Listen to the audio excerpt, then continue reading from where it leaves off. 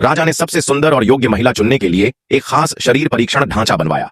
यह शर्त थी कि उसे इस ढांचे से बिना ऊपर की घंटी को छुए पार करना होगा। तीनों राजकुमारियां, जो अभी अभी 18 वर्ष की हुई थीं, अपने खानपान पर ध्यान देती थीं और अपने शरीर को सुंदर बनाए रखती थीं। इस कारण वे सभी पहली परीक्षा को सफलतापूर्वक पार कर गईं।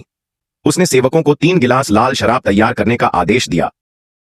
यह परीक्षा साहस और भाग्य की थी। केवल सच्चे साहसी को पूरे राज्य का नेतृत्व करने का अधिकार मिल सकता था। राजा ने 3 कैदियों को बुलाया और उन्हें शराब पीने को कहा। जैसा कि अनुमान था, एक कैदी जहरीली शराब पीने के बाद गिर पड़ा। यह देखकर तीनों राजकुमारियां घबरा गईं।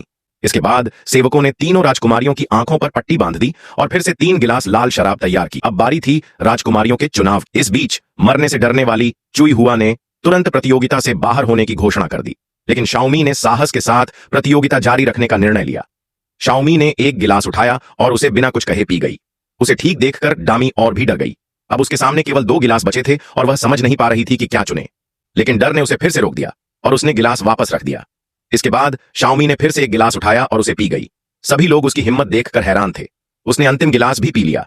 असल में शाओमी पहले से जानती थी कि शराब में कोई जहर नहीं है। शाओमी ने अपनी बुद्धिमत्ता और साहस से रानी बनने का हक हासिल कर लिया।